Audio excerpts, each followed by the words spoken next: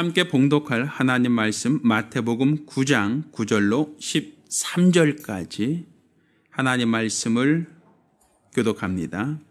마지막 절은 같이 읽겠습니다. 예수께서 거기서 떠나 지나가시다가 마태라는 사람이 세관에 앉은 것을 보시고 이르시되 나를 쫓으라 하시니 일어나 쫓으니라. 예수께서 마태의 집에서 앉아 음식을 잡수실 때에 많은 세리와 죄인들이 와서 예수와 그 제자들과 함께 앉았더니 바리새인들이 보고 그 제자들에게 이르되 어찌하여 너희 선생은 세리와 죄인들과 함께 잡수시느냐.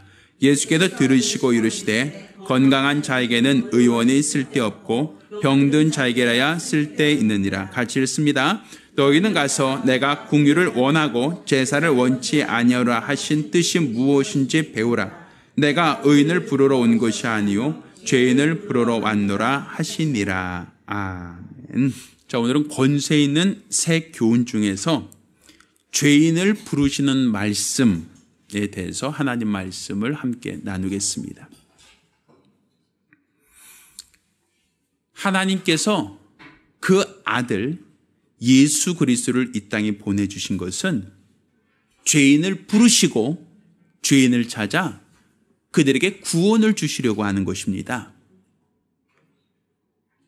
우리 하나님께서 죄인들을 찾아오셨다는 것, 죄인들을 부르러 오셨다는 것, 죄인들을 구원하기 위하여 오셨다라는 것, 이게 바로 우리에게 복음입니다. 그런데 우리는 이런 말을 들으면서 불구하고 크게 우리 마음에 감동이 되지 않고 우리 마음에 기쁨이 되지 않아요. 그래서 제가 하나님은 죄인을 부르러 오신 분이십니다 라고 하는데도 불구하고 그냥 무덤덤하세요. 아멘 하는 분이 없어요.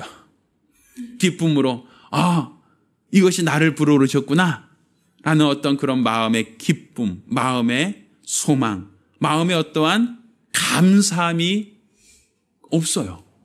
그냥 목사님이 그렇다고 하시나 보다. 마치 전혀 나와 상관없는 얘기에 마치 가려운 데를 긁어주면 어이구 시원해 라고 하지만 가까운 가려운 데가 아니라 엉뚱한 데 긁으면 거기 말고 오른쪽.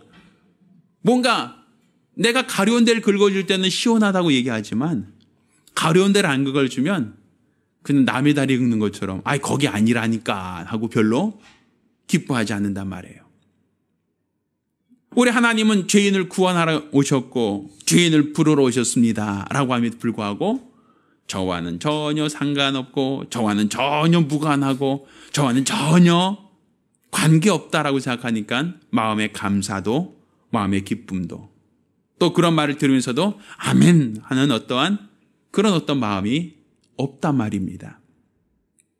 그런데 돌이켜보면 이 권세 있는 새 교훈이라고 하는 것이 능력 있는 말씀이라고 하는 것만이 아닙니다. 우리를 구원하는 말씀이라는 겁니다. 누구를 구원하고 누구를 살리시는 말씀인가? 그것이 율법과는 어떠한 차이가 있는가? 이 부분을 오는 말씀을 통해서 함께 나누려고 하는 겁니다. 자, 우리가 율법이라고 하는 법과 예수님이 오셔서 우리에게 알려준 이 복음이라고 하는 것은 분명한 차이가 있습니다. 이 차이라고 하는 것은 똑같이 하나님의 말씀이에요.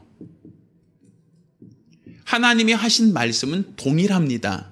그런데 누구를 중보로 했느냐라는 차이거든요. 자, 천사를 중보로 하여 주신 하나님의 말씀을 우리는 율법이라고 얘기합니다.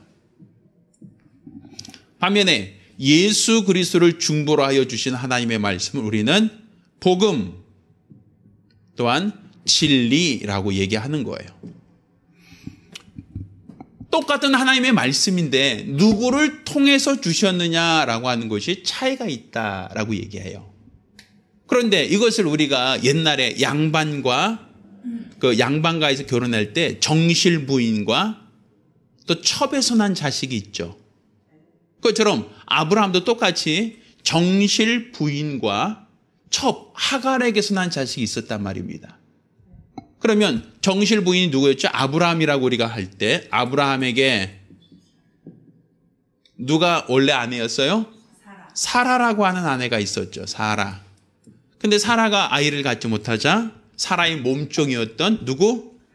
하갈이라고 하는 종을 남편에게 씨바지처럼 보내줬단 말입니다. 그래서 하갈이 아이를 낳았어요. 누구였죠? 이스마엘이라고 하는 아들을 낳았어요. 그런데 나중에 하나님의 약속대로 사라도 임신하여 누굴 낳았죠? 이삭이라고 하는 아들을 낳았죠. 자, 우리가 볼 때 동일하게 아브라함의 아들이에요. 똑같이요. 그런데 똑같은 아브라함의 아들인데 하갈이라는 몸종을 통해서 나니까 이 이스마엘은 종이 되는 거예요. 마치 서자가 되는 거란 말이에요. 우리나라로 친다면. 반면에 사라라고 하는 정실 부인을 통해서 나니까 이삭이라고 하여 정통성을 갖게 된단 말이죠. 늦게 낳았다 할지라도. 그래서 우리나라 옛날에 과거 시험 볼 때 서자들은 내 아버지가 양반이었습니다라고 해도 과거 시험을 응시하지 못했던 경우가 있었잖아요. 물론 이스라엘도 똑같다는 얘기는 아닙니다만 문화가 다르고 전통은 다르지만 성경에 보면 분명 종에게서 난 자식은 종에 불과하다라고 얘기하고 있고 정실 부인에게서 난 아들은 정실 부인의 장자가 된다라고 얘기하고 있단 말이에요. 자, 그러니까 율법이라고 하는 것은 이렇게 천사라고 하는 하나님이 부리는 영, 종을 통해서 하나님이 주신 영이란 말입니다. 그리고 진리라고 하는 것은 하나님이 아들이라고 하는 예수를 통해서 우리에게 주신 말씀이에요. 그러니까 우리가 권세 있는 새 교훈이다라고 하는 것은 새로운 교훈이라는 것이니까 그 이전에 있었던 것과 다르다라는 얘기거든요. 그럼 그 이전에 있었던 것이라는 것은 마치 율법, 종을 통하여 난 계명이다라는 거예요. 이 종을 통하여 난 계명을 잘 지켜 순종하면 거기에서 얻을 수 있는 아들은 무엇을 얻어요? 종을 얻는 거예요. 종. 백성을 얻는 거예요. 백성. 이걸 잘 훈련하면 백성이 되는 거예요. 백성. 그런데 정실 부인을 통해 난 아들은 종이 아니라 자유자를 낳는단 말입니다. 자, 우리가 한번 이렇게 생각해 봐요. 좀 정확한 표현은 아니지만 우리가 한번 비유를 해봅시다. 우리가 예전에 왕이 자기가 아들을 낳으면 그 아들은 태어날 때부터 뭐예요? 왕자로 태어나요. 그래서 왕자로서 궁궐에 살고 왕자로서 그 아이가 자라나서 나중에 왕이 될 수도 있고 아니면 또 나름대로 어떤 왕자로서 지위를 갖게 되죠. 그렇죠? 그런데 우리가 어떤 종이다, 백성이다라고 하는 사람들은 궁에서 태어나지도 않을 뿐더러 그들은 궁궐 밖에서 살아요. 근데 그들이 궁궐에 입궐할 수 있는 방법은 과거 시험이라고 하는 시험을 통과해야만 벼슬길에 오를 수 있고 또 그 벼슬길에 오른 사람 중에서도 공을 세우거나 나름대로 능력을 인정받는 사람들이 벼슬이 점점 올라갈 수 있단 말이에요. 그래서 벼슬이 점점 올라가서 가장 높이 올라가면 우리나라 국무총리 같은 영의정까지 올라가는 거예요. 그러면 영의정까지 올라갔다라고 해도 왕자보다 신분이 높아요, 낮아요? 낮죠. 나이가 많고 배운 게 많고 공을 많이 세웠다 할지라도 왕은 누가 되는 거예요? 영의정이 왕 돼요? 아니면 왕자가 왕이 되겠어요? 그렇죠. 그러니까 이 권세 있는 새 교훈이라고 하는 것은 과거 율법과 다르다라는 차원에서 권세 있는 새 교훈인데 과거에 있었던 법은 바로 종이 되는 법이란 말이에요. 그러니까 이 율법을 가지고 율법을 잘 지켜 행하면 종국에 뭐가 돼요? 종이 되는 신분이에요. 종이 되는 거. 그러니까 우리가 안식을 폐하여 줬습니까? 폐하지 않았습니까? 안식일은 주일날이 아니에요. 안식일은 언제죠? 일곱째 되는 날인데 우리 달력을 보면 첫째 날이 주일, 월, 화, 수, 목, 금, 토. 토요일이 바로 안식일이란 말이에요. 일곱째 되는 날. 그리고 주일날은 안식 후 첫날이죠. 그러면 성경은 안식일을 지키는 겁니까? 안식 후 첫날을 지키는 겁니까? 계명대로 한다면 안식일을 지키는 거죠. 그럼 안식일을 지켜야 돼요? 안 지켜야 돼요? 지켜야죠. 계명에 있으니까. 그러니까 율법에 나와 있는 계명들이 있단 말이에요. 뭐 음식도 뭐 되새김질한 것과 굽이 갈라진 것만 먹으라든지, 생선도 비닐이 있고 아감이 있는 것을 먹으라든지, 이렇게 율법이 있단 말입니다. 그러면 그 율법을 다 지켜 행하면 그거 없어진 법 아닙니다. 폐하여진 법도 아닙니다. 그 법을 다 지켜 행하면 거기서 난 자식은 뭐가 되는 거죠? 종이 되는 거예요. 종이 되는 거. 백성이 되는 거예요. 그 신분이 아무리 높아져도 이 이상의 신분이 될 수가 없는 거예요. 그렇지만 권세 있는 새 교훈이라고 말하는 예수님이 하신 말씀을 듣고 거기에서부터 우리가 하나님 말씀을 듣고 알면 거기서 누가 나오는 거예요? 자유자가 나오는 거예요. 그러니까 우리가 안식일을 지키지 않고 안식 후 첫날 예배를 드리고, 또 우리는 구약 시장처럼 뭐 굽이 갈라지거나 아니면 되새김질하는 것을 우리는 먹어요, 안 먹어요? 못 먹을 때도 있어요. 그렇죠? 언제 못 먹죠? 없을 때 못 먹죠. 안 줄 때 못 먹죠. 그렇지만 우리는 있으면 먹어요. 뭐 얼마 전에도 우리 삼겹살 파티 합시다라고 하면 그 굽은 갈라졌으면 되새김질하지 않아서 우리 못 먹습니다. 뭐 이런 분도 있을 수 있지만 우리는 먹어요. 그렇죠? 그러니까 우리가 그것을 먹는다고 해서 율법으로 본다면 어때요? 이건 도저히 용서가 안 되죠. 그래서 우리는 그걸 먹는다고 죄진다 생각하지 않는단 말입니다. 무슨 차이가 있느냐는 것이죠. 어떤 차이, 권세 있는 새 교훈이라는 것이 이론적인 얘기가 아니라 어떠한 차이가 있는가, 이것을 분별할 수 있어야 된단 말이죠. 자, 그러니까 우리가 권세 있는 새 교훈이다라고 하는 것은 율법을 말하는 것이 아니라 예수님이 전해주신 말씀, 이 말씀, 예수로 인하여 주신 이 복음, 이 진리를 우리는 권세 있는 새 교훈이다라고 얘기하는 거예요. 자, 그런데 오늘 우리가 읽은 본문을 보니까 예수님께서 지나가시다가 누굴 부르셨다? 마태는 직업이 뭐였다? 세리예요, 세리. 세리는 뭐 하는 사람이죠? 세금을 징수하는 사람이에요. 그런데 세금 징수하는 사람이면 오늘날에는 공무원이죠. 오늘날에는 그래도 직업이 안정적이죠. 그런데 그 당시, 오늘날 말고 예수님 그 당시의 세리는 천대받는 직업이었어요. 단지 천대받는 정도가 아니라 우리나라로 친다면 친일파라고 얘기할 수 있어요. 굉장히 이스라엘 사람들로부터 손가락질 당하는 사람이었단 말입니다. 그 얘기는 로마에서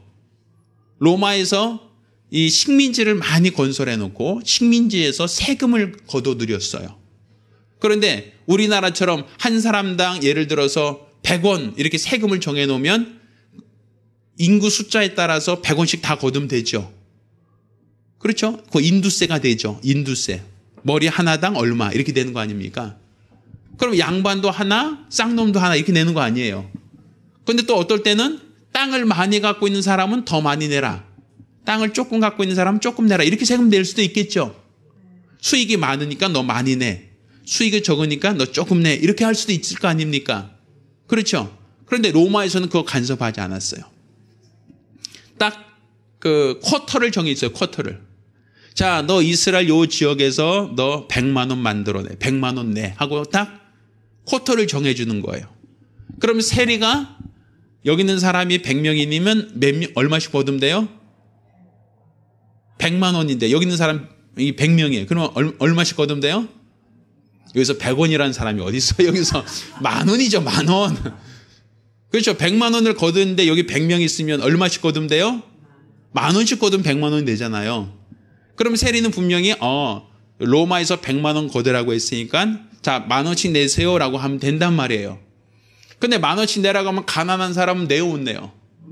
못 낸다고 나 배째 하고 얘가 잡아질 거란 말이에요. 또 어떤 사람 내라 그러면 어떻게 해요? 도망가 버릴 수도 있죠. 안 내겠다고.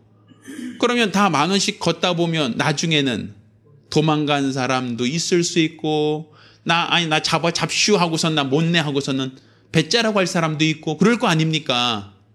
그러면 다 10,000원씩 거두면 100만 원이 걷어져요, 안 걷어져요? 안 걷어지죠.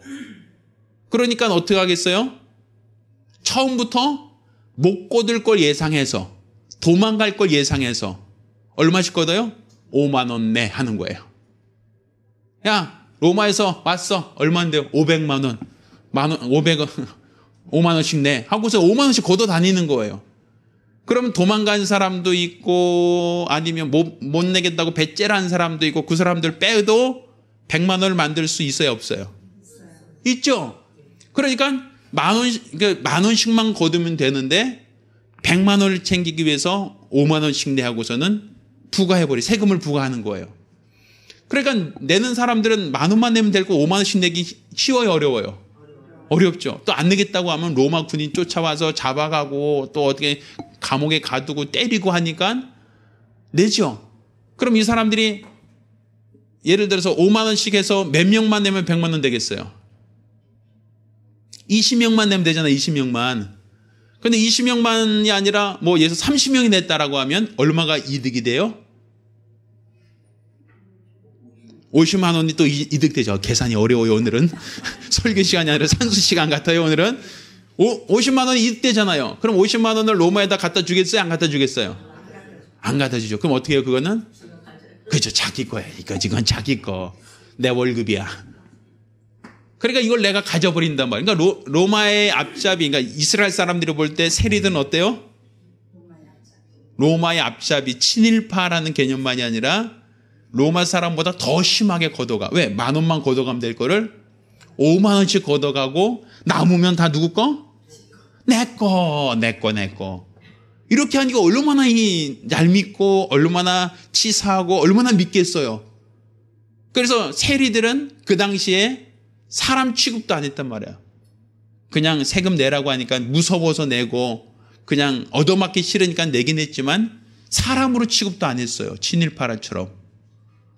그런데 예수님이 누굴 제자 삼은 거예요? 세리라고 하는 마태를 제자 삼았단 말이에요. 그것도 제자로. 그리고 또 보니까 예수님 누구와 같이 음식을 잡수셨어요? 죄인들과 같이 또 음식을 먹고 또 같이 어울린단 말이에요. 그러니까 바리새인들이 봤을 때는 뭐라 그래요? 이거 말도 안 돼. 이 사람이 선자라면 어떻게 세리하고 상종을 해? 친일파인데. 아니 어떻게 죄인들, 창기들 이런 사람하고 같이 밥을 먹어? 격이 떨어진단 말이에요. 이 사람이 하나님의 사람이라면 절대로 이래 할 수 없다라고 하여 그들은 배제해야 되고 그들을 미워해야 되고 그들을 가까이 하면 안 된단 말이에요. 그런데도 불구하고 죄인들과 같이 어울리고 죄인들과 같이 식사를 하고 죄인들을 제자로 삼는단 말이죠.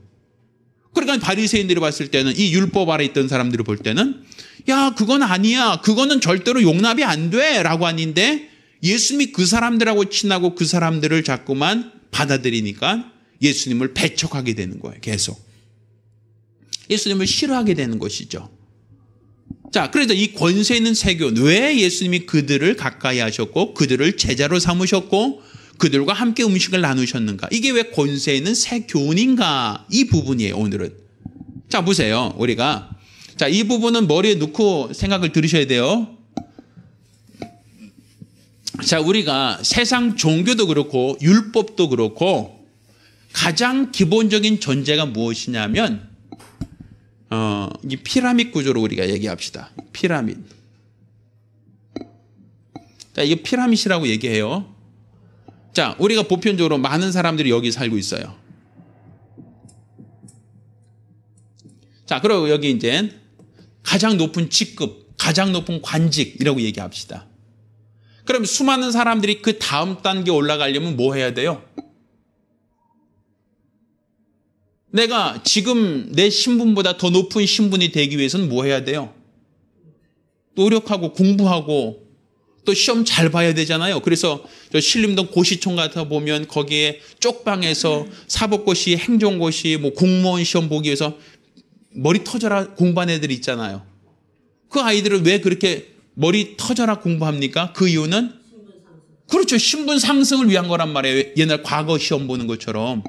내가 지금 현재는 서민이고 지금 현재는 권력도 끝발도 없지만 내가 사법고시만 패스하면 당장 내가 검사가 되거나 변호사가 되거나 안정적인 위치가 되잖아요. 또 공무원, 내가 9급이든 5급이든 내가 공무원 시험 행정고시 합격하면 내가 어떤 직위를 얻을 수 있잖아요. 그러니까 사람들은 어떻게 해요? 더 좋은 데 가려고 하고 더 좋은 자격을 따려고 하기 위해서 끊임없이 신분 상승을 위해서 노력한단 말입니다. 회사도 마찬가지죠. 회사에 입사하려면 사람들이 어떻게 합니까? 이력서 다 써내요. 그럼 이력서 중에서 그 중에서 좋은 대학 나오고 좋은 스펙 갖고 좋은 능력 있는 사람을 회사에서 뽑죠. 그럼 뽑은 신입사원들 중에서 1년 동안 연수하다가 그 중에서 또 탁월한 사람들은 또 거기서 승진하죠. 대리. 또 대리에서 조금 더 가면 뭐 과장, 부장 이렇게 올라가는 거 아닙니까? 근데 올라가는 게 전부 다 올라가요? 아니면 그중에 몇 명만 올라가요? 몇 명만 올라가잖아요.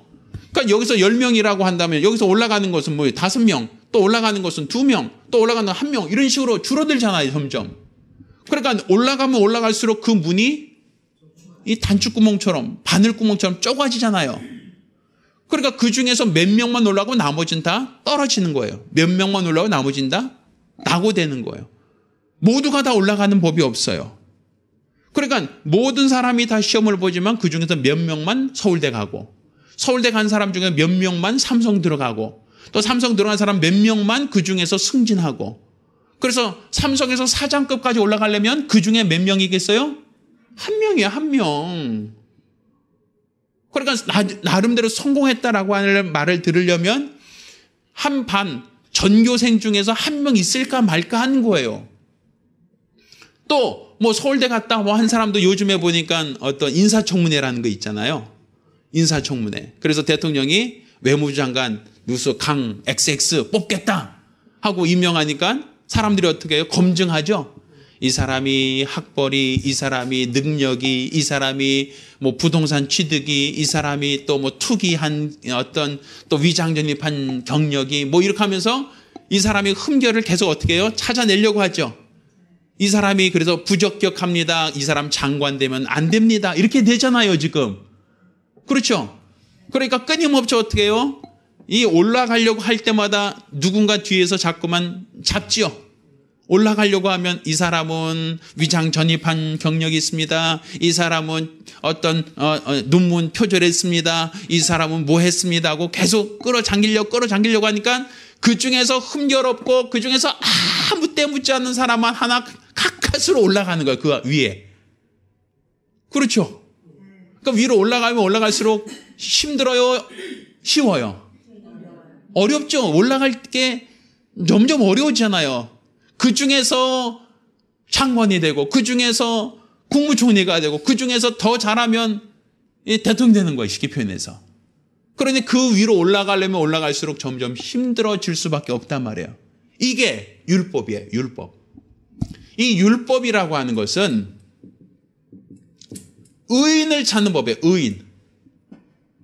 의인을 찾는 법이 율법이에요. 누가 의인이냐라는 거예요. 그러니까 계속 채로 걸르는 거예요. 건더기를 다 걸러내는 거예요. 고운 가루만 떨어져라. 그리고 우리가 망사가 큰 거로 걸어내면 그 망사의 굵기에 따라서 내려가는 게 달라지죠. 그런데 더 고운 채로 또 하면 더 거기서 또 건더기는 또 걸러지고 또 더 고운 것만 또 내려가잖아요.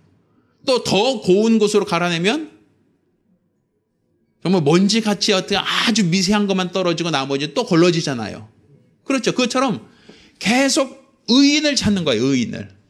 너 율법을 지켰느냐? 예, 지켰습니다. 너 안식일을 지켰느냐? 네, 안식일 지켰습니다. 국할라니까 먹었냐? 안 먹었냐? 안 먹었습니다. 뭐 했느냐? 사랑했느냐? 안 했느냐? 계속 걸러내는 거예요. 그래서 아예 머리털 하나도 흠결 없는 사람을 찾아내야 그 사람이 의인이다라고 하는 거예요. 의인을 찾아내는 법이죠. 그게 율법이에요. 그게 첫 계명이라는 거죠. 이거는 율법만 그런 것이 아니라 세상에 있는 모든 종교가 이 율법과 같이 의인을 찾아내는 법이에요. 그러니까 세상에 있는 모든 종교가 구체적으로 요구하는 것이 바로 구도자를 찾아내는 거란 말이에요.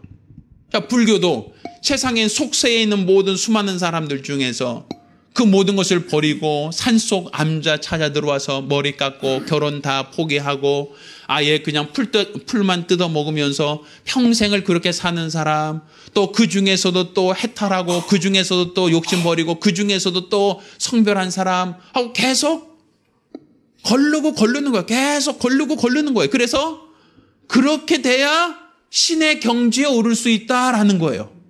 그래서 옛날에 그랬잖아요. 지리산에서 30년, 계룡산에서 몇십 년, 무슨 산에서 몇십 년 내가 이렇게 돌을 닦았습니다. 이런 얘기 하듯이 이렇게 수전하고 이렇게 도인으로 구별된 구도자의 삶을 살고 살아야 그 중에 몇 명만 올라가는 거예요.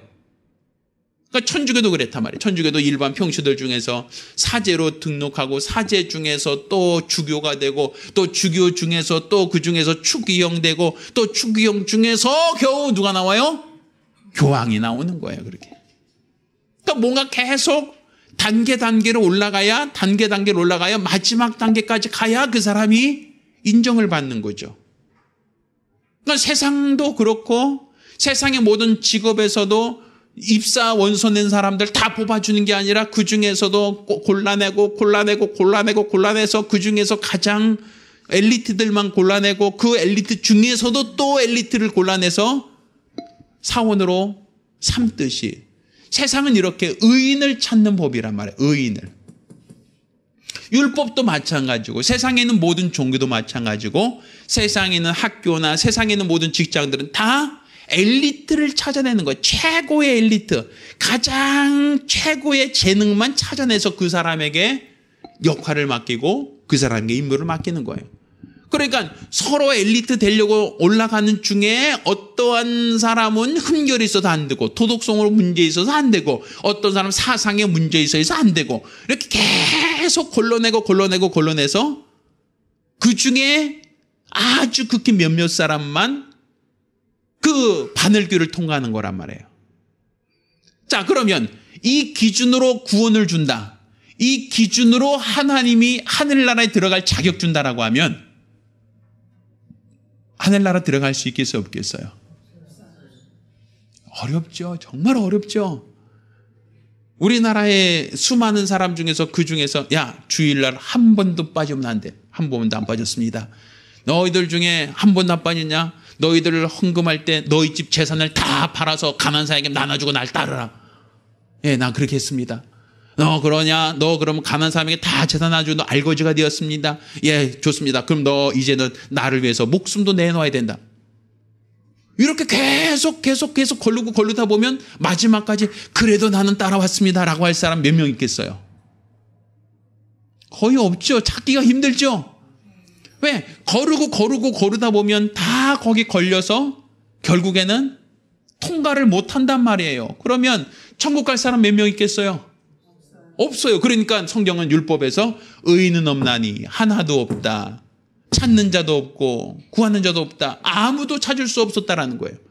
이 꼭대기까지 올라온 사람이 없다라는 거예요. 부자 청년이 내가 어릴 때부터 율법을 다 지켜 행하였나이다. 내가 어릴 때부터 하나도 어기지 않고 다 지켰습니다. 그래? 오, 그래? 대단하다. 한 단계 올라왔어요.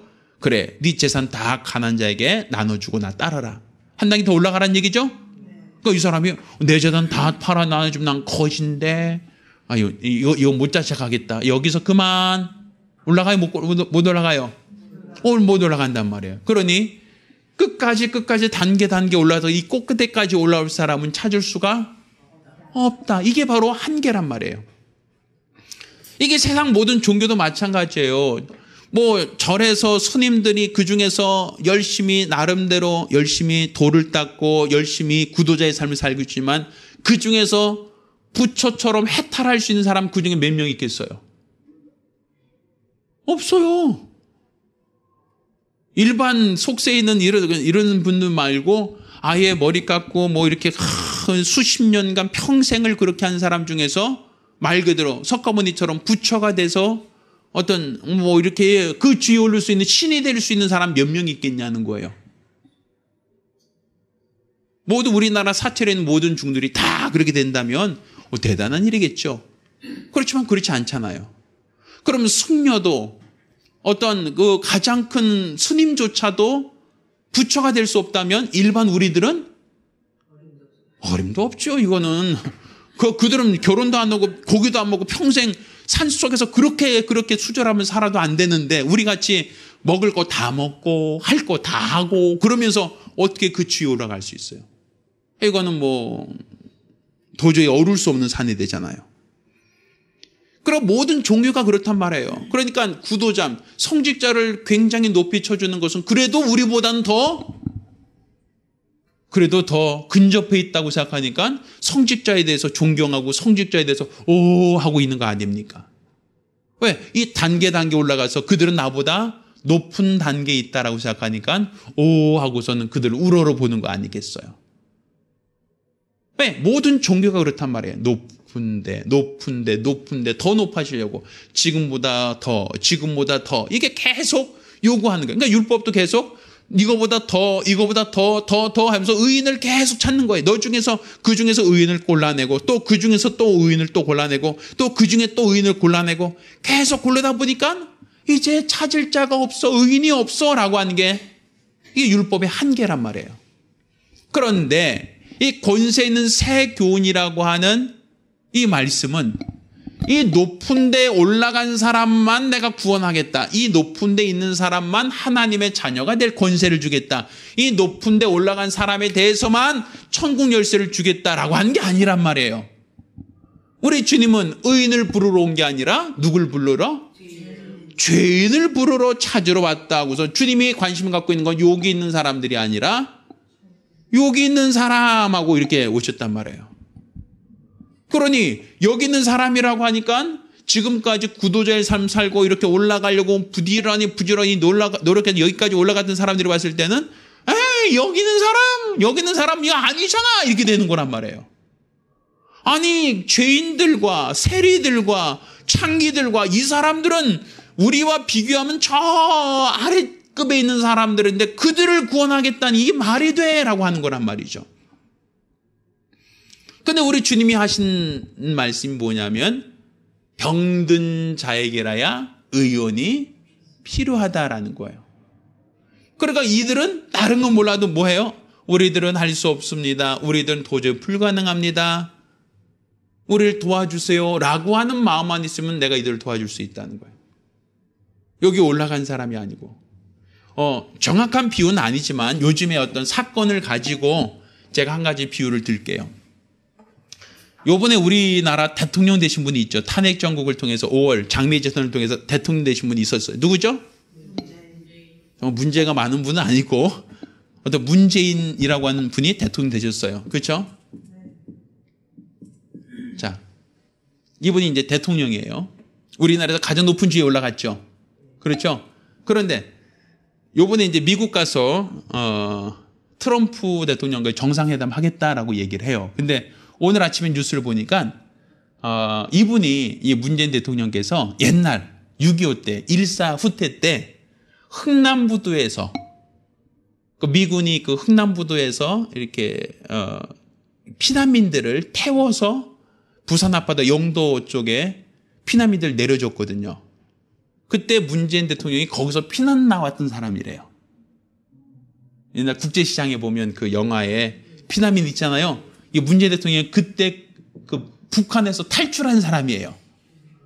그래서 요번에 이제 미국 가서 거기서 이제 그 대통령 만날 때 그 당시 그 배 흥남부두에서 철수작전할 때 그 배에서 어떤 그 승무원이라고 하나요?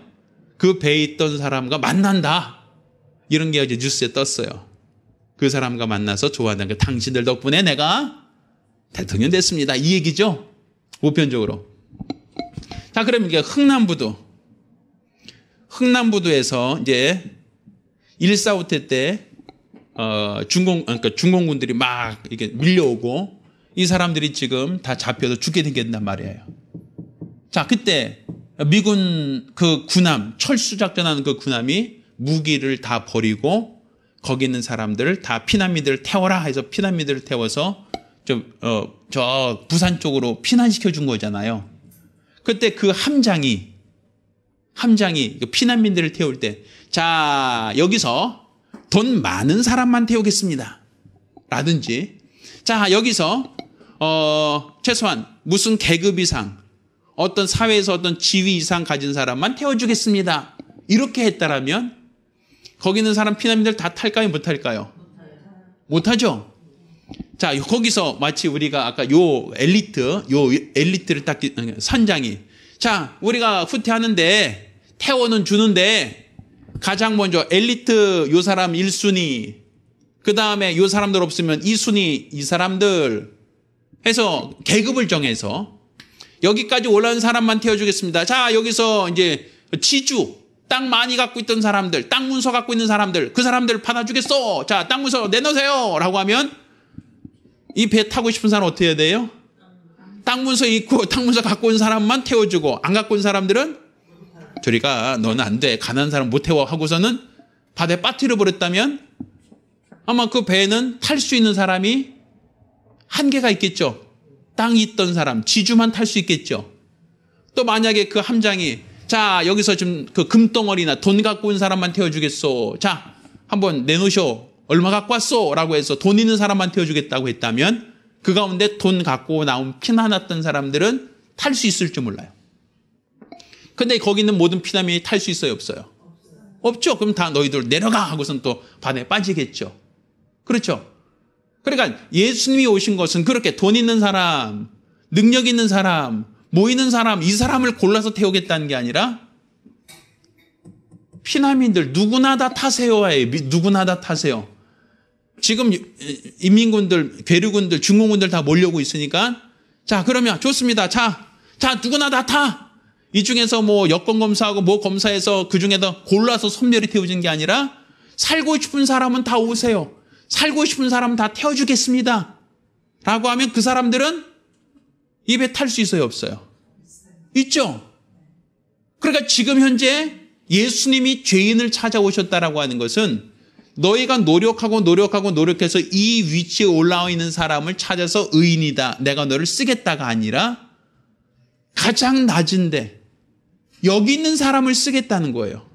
죄인이어도 부족해도 허물이 많아도 내가 너를 쓰겠다는 거예요. 내가 너를 구원하겠다는 거예요. 내가 너를 내 자녀 삼겠다는 거예요. 그러니까 우리 입장에서 볼 때는 어때요?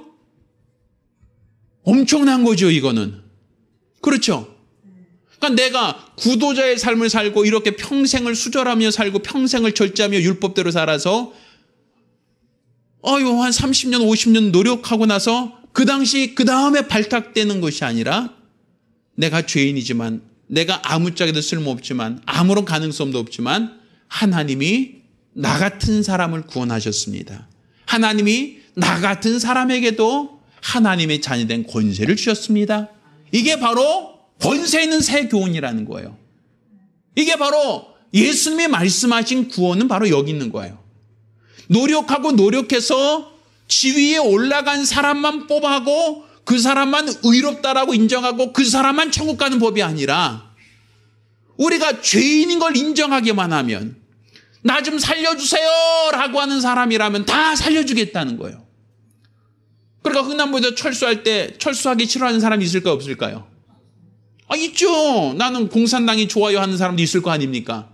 그 사람들은 피난민처럼 와야 안 와요? 안 오죠. 집에 그냥 머물러 있겠죠. 공산당 오면 웰컴 하면서 공산당 만세하고 있을 거 아닙니까?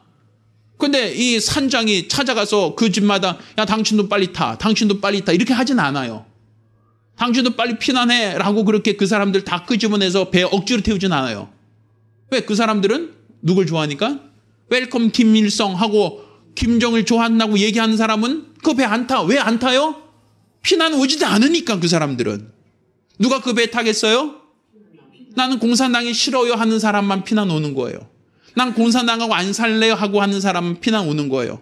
또 죽기 살고로 그 배 태워달라고 하는 사람만 태워주는 거예요. 그러니까 우리 주님은 딱 하나 우리에게 요구하는 게 그거예요. 나는 죄인입니다. 나 살고 싶어요 라고 하는 것만 있으면 태워주겠다는 거예요. 나 살기 싫어요. 나 어떻게든 상관없어요. 공산당이든 민주이든 상관없어요 라는 사람을 태워주는 게 아니에요. 난 살고 싶어서 피난 행렬에 나와서 살고 싶다고 이 배 태워달라고 하는 사람만 태워주겠다는 거예요. 그러니까 여기서 의라고 하는 기준은 점점 높아진 그 기준에 통과해야만 의인인데 우리 주님이 의롭다라고 한 그 기준, 그 커트라인이 뭐냐면 나는 무엇입니다? 그죠? 나는 죄인입니다. 나는 살고 싶습니다. 나는 죄인이지만 나는 살고 싶습니다. 그 마음만 있으면 태워라는 거예요. 돈 없어도 괜찮다. 이 사람 지위 없어도 괜찮다. 남자, 여자, 아이, 어른 상관없다. 나는 죄인입니다. 살려주세요. 라고 나오면 다 태워주겠다. 다 구원하겠다. 그러니까 너희가 죄인입니다라고 고백하는 것을 내가 찾는 의의 기준으로 삼겠다는 거예요.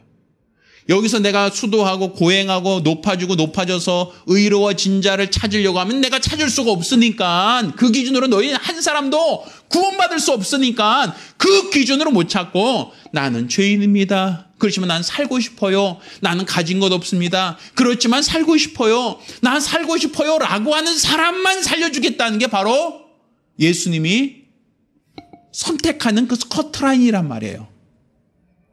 그러니까 나 살고 싶어요. 나 좀 살려주세요. 난 죄인입니다. 나 혼자 힘으로 살 수 없습니다. 저 공산들이 몰려오는데 나는 도저히 내 힘으로 살 수 없습니다. 살려주세요. 라고 하는 마음, 그러한 마음을 갖고 그 배를 타러 온 사람만 태워주겠다는 거예요.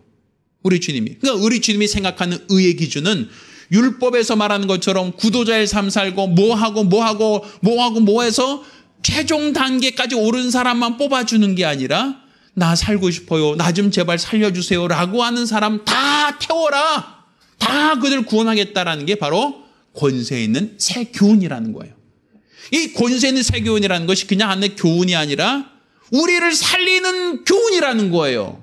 죄인까지도 다 용서하겠다는 그 권세란 말이에요. 내가 가진 것 없고 내가 능력 없고 내가 아무것도 없지라도 내가 죄인입니다. 나는 부족합니다. 그렇지만 살고 싶어요라고 하는 그 마음만 가지면 그래 내가 널 살려주마. 그래 너도 내가 살려주마 하고 우리에게 베푸시는 하나님의 은혜, 우리에게 베푸시는 하나님의 긍휼하심과 사랑을 나타내시겠다는 게 바로 권세 있는 새 교훈이에요. 그게 율법과 다르다는 거예요. 그러니까 세리를 할지라도 그가 어떻게 하면 세금 더 많이 걷을까가 아니라 자기가 잘못한 걸 알죠. 세리가. 10,000원씩 걷어야 되는데 내가 50,000원 걷었으니까 내가 잘못했어 라는 거 알잖아요. 그렇게 내가 잘못을 알고 자기 죄인인 것을 깨닫고 있다면 그래 넌 내 제자 삼겠다라는 거예요. 거기 창기들이나 거기 죄인들이라 할지라도 아이고 나 같은 죄인이 어찌 감히 얼굴을 들어 주님을 바라보겠습니까? 나는 다만 좀 나 좀 살려주세요. 나를 불쌍히 여겨주세요 라고 주님께 나온 사람은 다 내가 너희를 고쳐주겠다. 내가 너를 도와주겠다. 내가 너를 지켜주겠다라고 얘기하시는 거예요. 그렇지만 나는 바리새인인데 나는 거룩한데 지금까지 내가 경건하게 살았는데 라고 하고 주님께 내가 죄인이다라고 고백하지 않고 주 앞에 무릎 꿇지 않는다면 나는 너희를 모른다 라고 얘기하는 거예요. 그러니까 우리 주님이 찾으시는 의는 율법이 찾는 의와 다르다는 거죠. 율법이 찾는 의는 구도자의 삶 살고 계명을 지켜서 최종적인 단계까지 오른 사람을 의인이다라고 하지만 그렇게 의인을 찾을 수가 없으니 나는 가장 낮아서 나는 할 수 없습니다. 나는 죄인입니다. 나는 부족합니다라는 너희를 내가 찾겠다. 내가 너희를 도와주겠다. 내가 너희를 구원하겠다라는 것이 바로 권세 있는 새 교훈이다.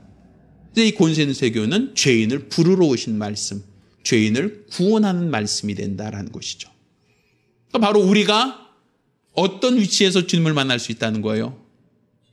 우리가 주님을 만난다. 이 권세 있는 새 교훈이 나에게 능력이 된다는 것은 내가 어떨 때 주님을 만나고 어떨 때 은혜를 받을 수 있다는 겁니까?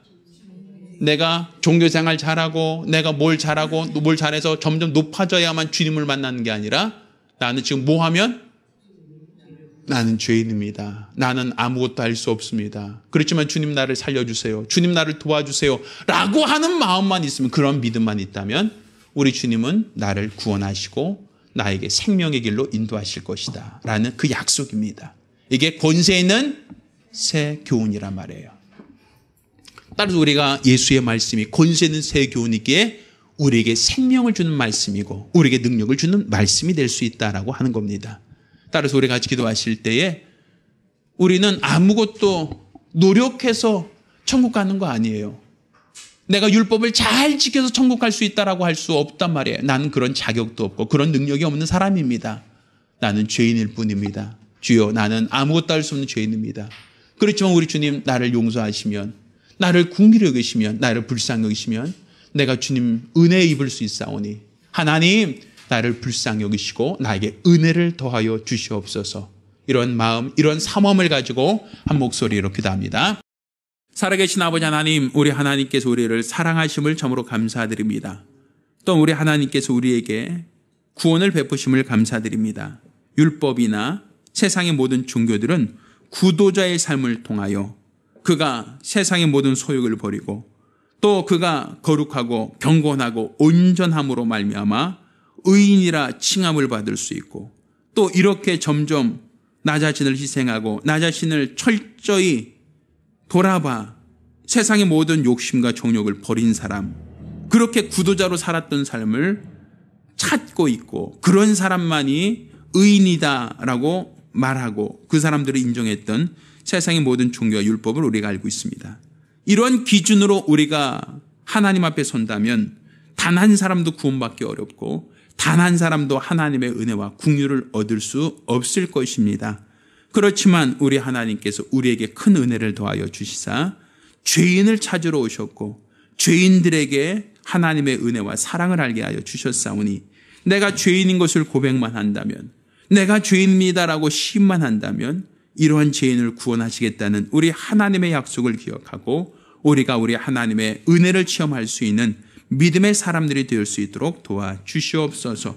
온전히 우리 하나님만을 믿으며 하나님만을 바라며 하나님만을 사모하며 하나님만을 신뢰하는 거룩한 믿음으로 사용될 수 있도록 도와주시고, 나는 은혜 없이는 아무것도 아닙니다. 나는 죄인일 뿐이오니, 나는 아무것도 할 수 없는 연약하고 부족한 자이오니 우리 하나님 앞에 살고자 하는 자, 하나님의 은혜를 사모하는 자, 하나님의 은혜를 갈급한 모든 심령들에게 하나님의 풍성한 은혜가 있게 하시고 이것이 바로 권세 있는 새 교훈임을 깨달아 알게 도와 주시옵소서. 감사드리며 살아계신 예수 이름으로 기도드렸습니다. 아멘. 이제는 우리 주 예수 그리스도의 은혜와 아버지 하나님의 극진하신 사랑과 보혜사 성령님의 교통하시고 역사하심이 오늘 이와 같이 권세 있는 새 교훈, 곧 죄인을 부르러 오신 말씀, 죄인을 구원하시는 하나님의 은혜를 기억하고 그 은혜 받기를 사모하는 우리 모든 성도들과 가정들 위해 이제로부터永까지 함께 있을지어다. 아멘. 네, 감사합니다.